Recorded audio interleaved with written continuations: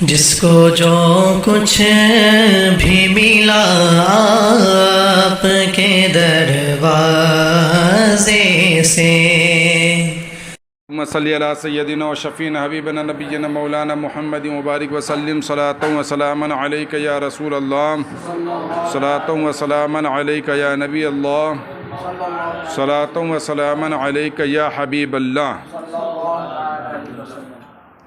فداک امی و ابی یا رسول اللہ،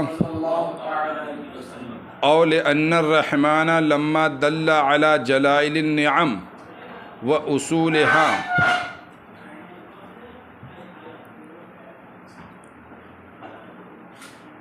ذکر الرحیم لیتناول ما خرج منها فیکون کالتتم والردیف له۔ یہاں پر گفتگو اس بات کی چل رہی ہے کہ بسم اللہ الرحمن الرحیم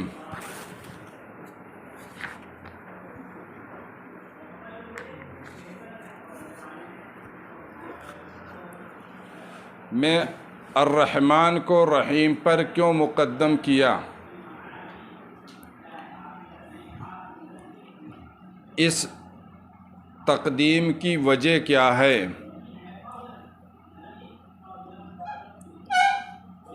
تو قاضی بیضاوی نے اس سے پہلے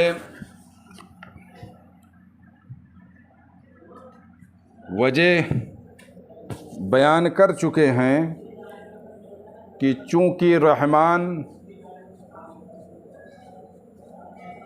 رب تعالیٰ کی صفت ذاتی ہے، بلکہ صفت ذاتی کے درجے میں ہے، اس لیے اس میں ذاتی کے بعد صفت ذاتی کا ذکر کرنا مناسب تھا، اور اس لیے بھی کہ اس کے اندر ابلغیت، یعنی رحمان کے اندر بنسبت رحیم کے ابلغیت زیادہ ہے، اس لیے بھی کلمہ جلالت کے بعد رحمان کا ذکر کرنا مناسب تھا۔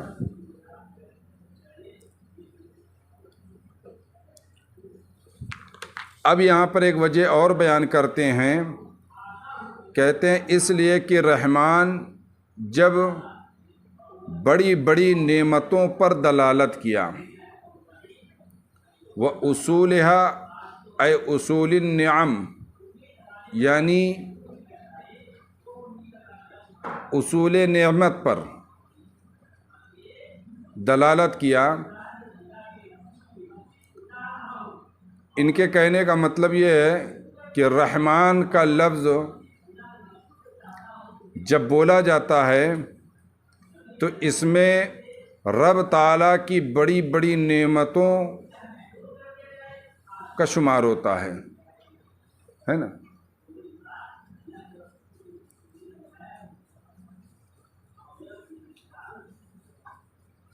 تو چونکہ رحمان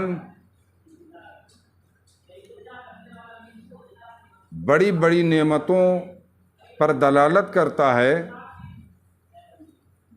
تو اس لیے کلمہ جلالت کے بعد رحمان کا ذکر کیا، تاکہ یہ معلوم ہو جائے کہ جتنی بھی بڑی بڑی نعمتیں انسان کو حاصل ہوتی ہیں اس کا دینے والا رب ہے۔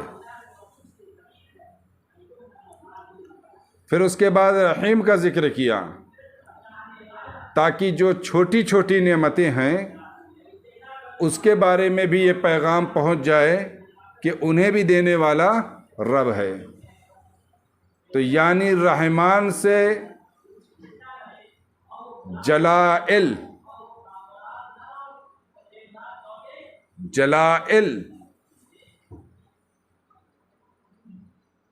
بزرگ و برتر نعمتوں کے دینے والے کا پتہ دینا ہے، اور رحیم سے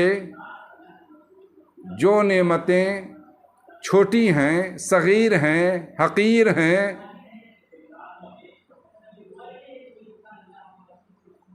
تو رحیم سے ان نعمتوں کا پتہ چلتا ہے۔ تو پروردگار عالم نے پہلے رحمان کا ذکر کیا،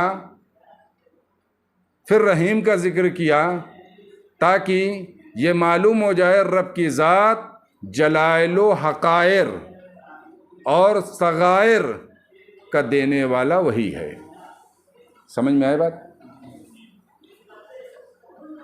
وَلِأَنَّ الرَّحْمَنَ لَمَّا دَلَّ عَلَى جَلَائِلِ النِّعَمِ وَأُصُولِهَا ذَكَرَ الرَّحِيمَ لِيَتَنَاوَلَ مَا خَرَجَ مِنْهَا، اس لیے کہ رحمان نے جب یعنی لفظ رحمان نے بڑی بڑی نعمتوں اور نعمتوں کے اصول یعنی بنیادی نعمتوں پر دلالت کیا تو اس کے بعد رحیم کا ذکر کیا، لِيَتَنَاوَلَ مَا خَرَجَ مِنْهَا، تاکہ ان کو بھی شامل ہو جائے جو اس سے خارج ہے۔ تو رحمان بڑی بڑی نعمتوں کو شامل ہے اور رحیم چھوٹی چھوٹی نعمتوں کو، تو چھوٹی چھوٹی نعمتیں بھی شامل ہو گئیں۔ فَيَكُونُ كَالتَّتِمَّ وَالرَّدِيفِ لَهُ، تو یہ رحیم کا ذکر کرنا بعد میں رحیم کا ذکر کرنا رحمان کے تتمہ اور ردیف کے طور پر ہو گیا۔ کس کے طور پہ ہو گیا؟ ہاں، ایک وجہ تو یہ رہی ہے رحمان کو جو ہے پہلے ذکر کرنے کی اور رحیم کو بعد میں ذکر کرنے کی۔ دوسری وجہ یہ بیان کرتے ہیں اَوْ لِلْمُحَافَظَةِ عَلَى رُؤُوسِ الْآیَةِ، رؤوس آیات کی حفاظت کرنے کی وجہ سے بھی رحمان کو پہلے ذکر کیا اور رحیم کو بعد میں ذکر کیا۔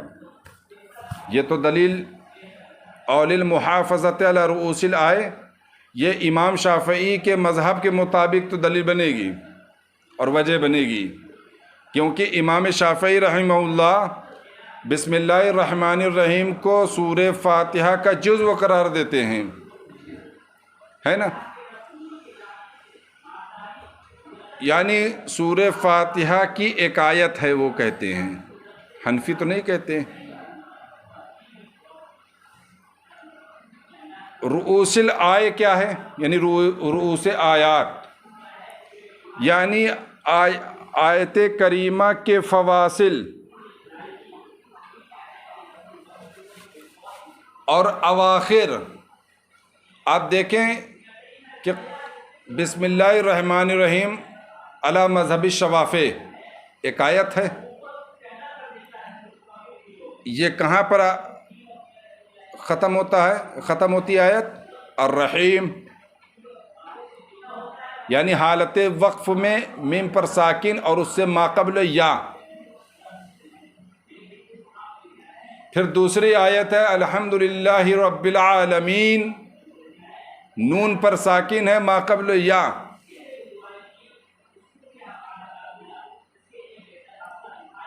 مالکی یوم الدین، نون پر ساکن ماقبل یا۔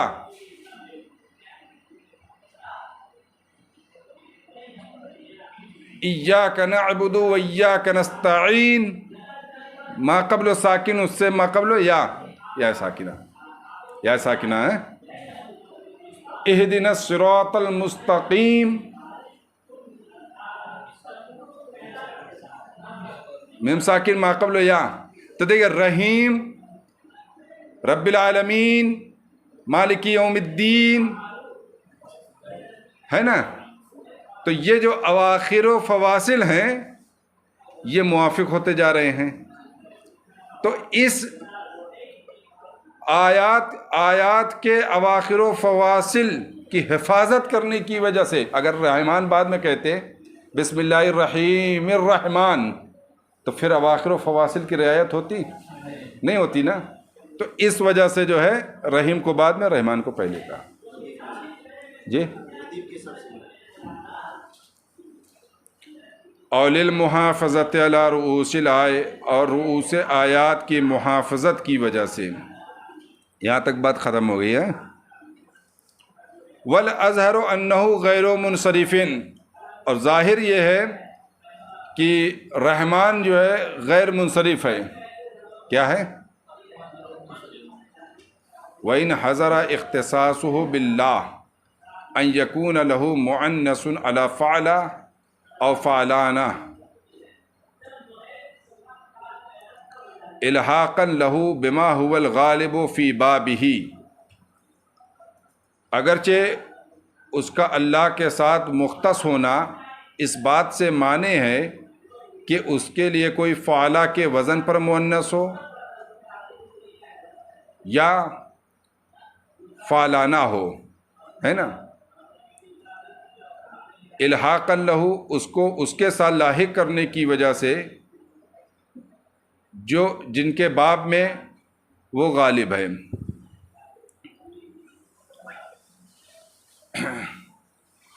اس بارے میں اختلاف ہے کہ رحمان منصرف ہے کہ غیر منصرف ہے۔ الف نون زائدتان کیا ہے؟ اگر اسم میں ہوں تو اس کی شرط ہے کہ عالمیت ہو، جیسے عمران، عثمان، فرحان، کامران، ہے نا۔ اگر الف نون زائدتان اسم میں ہوگا تو غیر منصرف کب بنے گا؟ جب علم ہوگا۔ لیکن اگر صفت میں ہو تو کہتے ہیں کہ اس کی مؤنث فعلا کے وزن پر آتی ہو۔ کس کی وزن پر؟ یا فعلانہ نہ آتی ہو۔ کیا ہے؟ یا فعلانہ نہ آتی ہو، یعنی دو بات ہوئی، فعلا کے وزن پر آتی ہو یا فعلانہ نہ آتی ہو۔ جب فعلا کے وزن پر آئے گی تو فعلانہ تو نہیں ہوگا نا، ہے نا۔ لیکن جب فعلانہ نہیں ہوگا تو ضروری نہیں ہے کہ وہ فعلا کے وزن پر اس کی مؤنث آئے۔ سمجھ رہے ہیں نا بھائی ہماری بات؟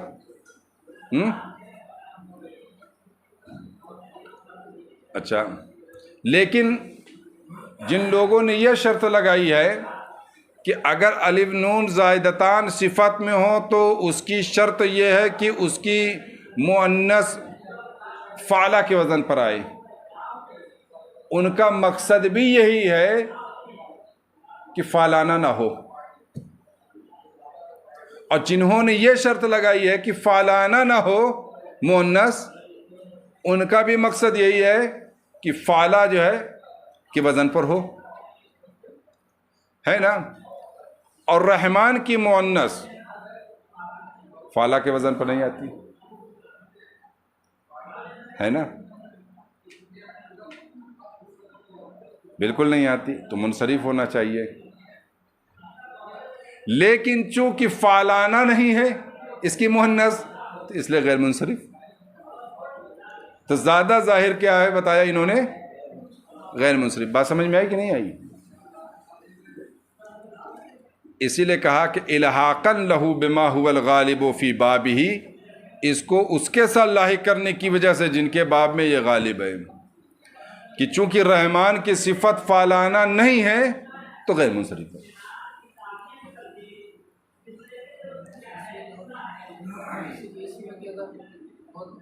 اسم علم کیا علم؟ وہ نہیں بنے گا کیونکہ ریحانہ فعلانہ کے وزن میں مؤنث آ رہی ہے، سمجھ رہے ہو نا۔ ریحانہ کے وزن میں مؤنث آ گئی نا، تو اب وہ غیر منصرف نہیں بنے گا، اگرچہ وہ صفت ہے نا۔ تو اگر کہتے ہیں کہ صفت میں الف نون زائدتان ہو تو دو چیز ہے، یا تو فعلا کے وزن پر مؤنث آئے، تو جب فعلا کے وزن پر مؤنث آئے گی تو فعلانہ نہیں ہوگی، یا فعلانہ نہیں ہوگی تو بھی ان کا مقصد ہے کہ فعلا کے وزن پر، لیکن اس کی مؤنث رحمان کی فعلا کے وزن پر نہیں آتی، لیکن فعلانہ نہیں ہے، یہ والی شرط پائی جا رہی ہے نا، تو غیر منصرف ہے۔ وَإِنَّمَا خَصَّتْ تَسْمِيَةَ بِهَذِهِ الْأَسْمَاءِ۔ اچھا، اللہ تعالیٰ کے تو بہت سارے نام ہیں نا، فَإِنَّ لِلَّهِ 99 اسْمًا، اللہ تعالیٰ کے 99 نام ہیں، تو پھر کیا وجہ ہے کہ بسم اللہ الرحمن الرحیم میں دو صفت کو اللہ تعالیٰ نے منتخب فرمایا؟ رحمان اور رحیم کا بسم اللہ النافع، بسم اللہ الرازق، بسم اللہ قدوس السبوح، بہت ساری اس کی صفات ہیں. تو پھر اللہ رب العزت نے ان تمام اسما میں سے، صفاتی اسما میں سے انہی دو اسما کو کیوں منتخب فرمایا، اس کا جواب دے رہے ہیں. وَإِنَّمَا خَصَّ التَّسْمِيَةَ بِهَذِهِ الْأَسْمَاءِ، اور ان اسما کے ساتھ تسمیہ یعنی بسم اللہ کو خاص کیا ہے. لِيَعْلَمِ الْعَارِفُ، تاکہ عارف جان لے، ان حق کہاں گیا، لِيَعْلَمِ الْعَارِفُ، تاکہ عارف یہ جان لے، ان المستحق لأن يستعان به في مجامع الامور هو المعبود الحقيقي الذي هو مولى النعم كلها عاجلها وآجلها جليلها وحقيرها، فيتوجه بشراشره إلى جناب القدس ويتمسك بحبل التوفيق ويشغل سره بذكره والاستمداد به عن غيره. تاکہ ان اسما کو رحمان اور رحیم کے ساتھ اللہ نے کیوں خاص کیا بسم اللہ کو؟ کہا اس لیے کہ عارفوں کو یہ معلوم ہو جائے کہ وہ ذات جس سے مدد طلب کی جا رہی ہے، کیونکہ بسم اللہ میں با استعانت کے لیے ہے نا، وہ ذات جس کے نام سے استمداد کیا جا رہا ہے اور مدد طلب کی جا رہی ہے، وہ ذات رحمان ہے، رحیم ہے، اور ایسا رحیم ہے، ایسا رحمان ہے کہ جلیل نعمتیں ہوں کہ حقیر نعمتیں ہوں، ہر طرح کی نعمت میں اسی سے مدد طلب کی جائے، ہے نا. اس لیے انہوں نے کہا کہ تاکہ عارف کو معلوم ہو جائے ان المستحق، کہ وہ اس بات کا مستحق ہے ان یستعان به فی مجامع الامور، کہ اس سے جو ہے تمام امور میں استعانت یعنی مدد طلب کی جائے. وہ کون ہے؟ والمعبود الحقیقی، وہ معبود حقیقی ہے، الذی ہوا مولا النعم کلها، جو تمام نعمتوں کا عطا کرنے والا ہے. عاجلہا، جلدی میں نعمتیں ملنے والی ہو، وآجلہا، دیر میں ملنے والی ہو، جلیلہا، بڑی نعمتیں ہوں، وحقیرہا، کمتر نعمتیں ہوں. فیتوجہ بشراشی، تو اپنے دل و دماغ سے الی جناب القدس، رب کی بارگاہ کی جانب متوجہ ہو جائے، کیونکہ دیر میں ملے یا جلدی، بڑی ہو یا چھوٹی، ہر چیز میں اسی کی جانب توجہ کرنی ہے نا. اور توفیق کی رسی سے مضبوطی سے پکڑ لے. وَيَتَمَسَّكُ بِحَبْلِ التَّوْفِيق، اپنے دل اور دماغ کیا ہے؟ اپنے دل اور دماغ کے ساتھ رب تعالیٰ کی بارگاہ کی جانب متوجہ ہو، اور توفیق کی رسی سے مضبوطی سے پکڑے، اور اپنے باطن کو وَيَشْغَلُ سِرَّهُ، اور اپنے باطن کو اس کے ذکر میں مشغول رکھے، والاستمداد بھی، اور اسی سے مدد طلب کرنے میں بھی مشغول رکھے، عن غیر ہی، دوسروں سے.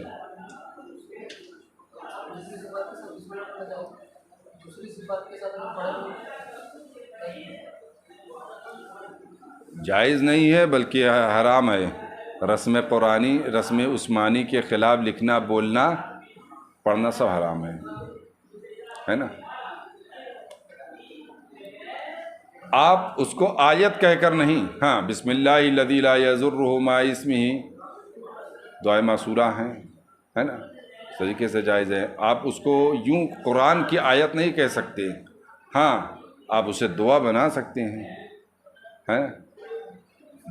بسم اللہ الذی ینفع فی مجامع الامور جلیلہا وحقیرہا، ایسے کر سکتے ہیں. مولا النعم کلہا، لیکن قرآن کی آیت نہیں کہہ سکتے آپ اس کو. رسم عثمانی کے خلاف لکھنا، بولنا، پڑھنا سب حرام ہے. الحمدللہ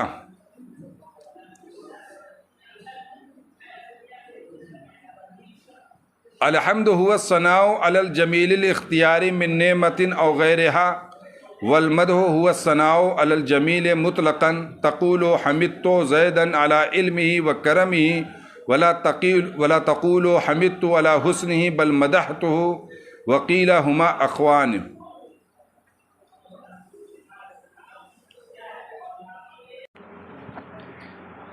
اب دیکھیں یہاں حمد کس کو کہتے ہیں.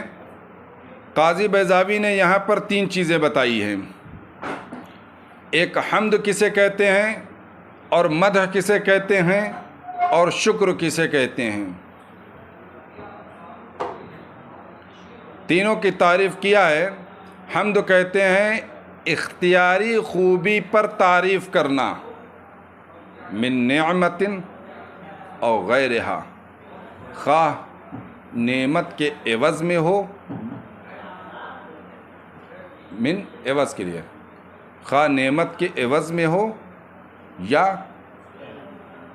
نعمت کے عوض میں نہ ہو. اختیاری خوبی پر. اور مدح ہوا الثناء علی الجمیل مطلقاً، اور مدح کہتے ہیں مطلقاً خوبی پر تعریف کرنے کو، خواہ اختیاری ہو یا اختیاری نہ ہو. جیسے آپ کہو گے حمدت زیداً علی علمہ و کرمہ، جیسے آپ کہو گے کہ میں نے زید کی تعریف اس کے علم اور اس کے بھلائی کرم پر، سخاوت پر کیا. تو علم اور سخاوت یہ ایسی خوبی ہے جو انسان کے اختیار میں ہوتا ہے. بھائی آپ لوگ علم حاصل کر رہے ہو نا، تو اختیار سے نہ حاصل کر رہے ہو، تو یہ علم اختیاری ہے. تو یہ علم اختیاری جب ہے تو اختیاری خوبی ہوئی، جمیل اختیاری ہوئی، ہے نا. اسی طریقے سے سخاوت بندہ کر بھی سکتا ہے، نہیں بھی کر سکتا، لیکن کرتا ہے، اپنی اختیار سے کرتا ہے. تو سخاوت جو ہے بندے کے اختیاری ہوئی، خوبی ہوئی، ہے نا. اور مدح کہتے ہیں مطلقاً خوبی کو کہتے ہیں، خواہ اختیاری ہو یا نہ ہو. تو یہ کہتے ہیں کہ حمدت زیداً علی علمہ و کرمہ، آپ کہہ سکتے ہیں کہ میں نے اس کے علم اور اس کے سخاوت پر جو ہے زید کی تعریف کیا. اور آپ یہ نہیں کہہ سکتے حمدت علی حسنہ، میں نے اس کے حسن پر اس کی تعریف کیا، کیونکہ حسن جمیل غیر اختیاری ہے، اختیاری نہیں ہے. کوئی انسان کے پاس جو حسن ہوتا ہے وہ حسن کیا انسان کے اختیار سے ہوتا ہے؟ یہ تو اللہ تعالیٰ کی تخلیق سے ہے نا.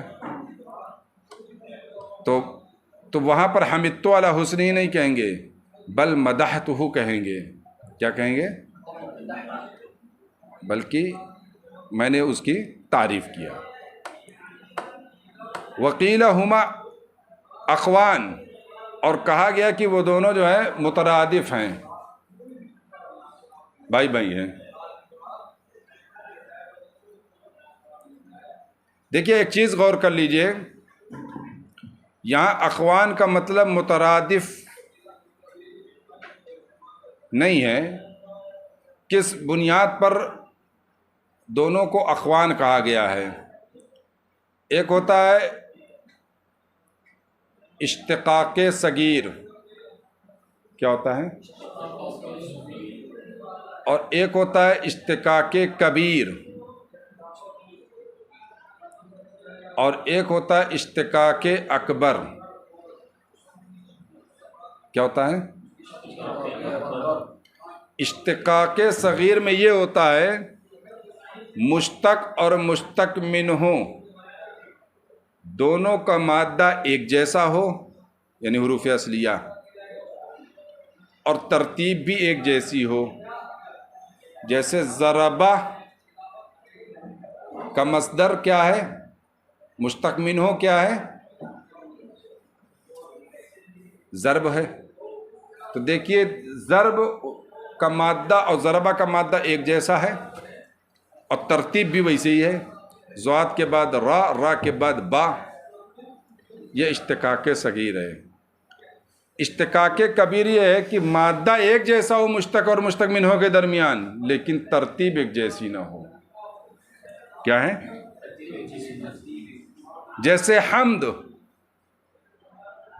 ہا میم دال، اور مدح، دونوں کا مادہ ایک جیسا ہے لیکن ترتیب الٹ گئی ہے نا. تو یہاں پر جو وہ ہما اخوان کہہ رہے ہیں، اس کا مطلب ہے کہ یہ دونوں اشتقاق کبیر کے لحاظ سے بھائی بھائی ہیں، ہے نا. اور اشتقاق اکبر کا مطلب یہ ہوتا ہے کہ مشتق و منہ اور مشتق کے درمیان نہ مادہ ایک جیسا ہو اور نہ ترتیب ایک جیسی ہو. جیسے فلزا، فا لام زال، زال نہیں زا، ہے نا. تو اس کا مادہ کیا ہے، مشتق منہ کیا ہے؟ فلج ہے، فلجن جس کو کہتے ہیں. فا لام جیم، ہے نا. تو دیکھیے مادہ بھی ایک جیسا نہیں اور ترتیب بھی ایک جیسی نہیں، ہے نا. تو اس کو اشتقاق اکبر کہتے ہیں. تو یہاں پر قاضی بیضاوی نے قیلہ کے ذریعے اس قول کو بیان کیا ہے کہ گرچہ یہ قول ضعیف ہے لیکن مطلب یہ ہے ہما اخوان، یعنی وہ دونوں اشتقاق کبیر کے لحاظ سے آپس میں بھائی بھائی ہیں، مترادف ہیں. والشکر فی مقابلۃ النعمت، اور شکر کے نعمت کے مقابلے میں بول رہے ہیں. شکریہ جب کہتے ہیں نا نعمت کے مقابلے میں، خواہ قولاً جیسے منہ سے ہم لوگ بول دیتے ہیں شکریہ، وعملاً، اور عملاً شاعر کو ملتا ہے جب 10 روپیہ تو ایسے ایسے کرتا ہے.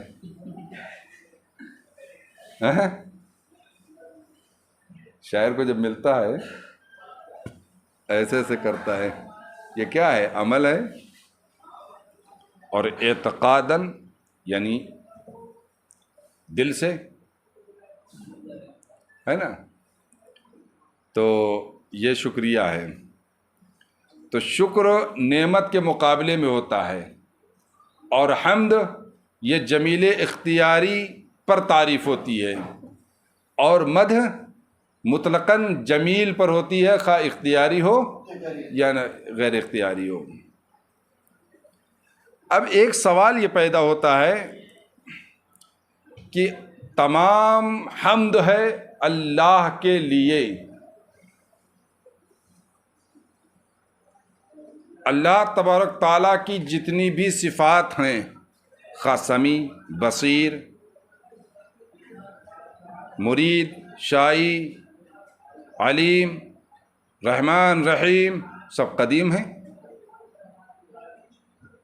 اللہ تعالیٰ کے اختیار یعنی اللہ نے اسے پیدا نہیں کیا ہے،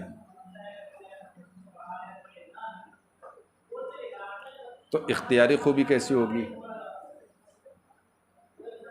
سمجھ رہے ہو آپ؟ ہے نا. تو اختیاری خوبی کیسے ہوگی؟ اختیاری خوبی کا مطلب تو یہ ہوا کہ اسے کسب کرے، اور جب کسب کرے گا اللہ تعالیٰ ان صفات کا تو وہ خالق ہوگا اس کا، اور وہ مخلوق ہوگی پھر صفات حادث ہوگی تو کفر کی طرف پہنچ جائے گا آدمی، ہے نا. تو یہاں پر مطلب یہ ہے، جمیل اختیاری کا مطلب یہ ہے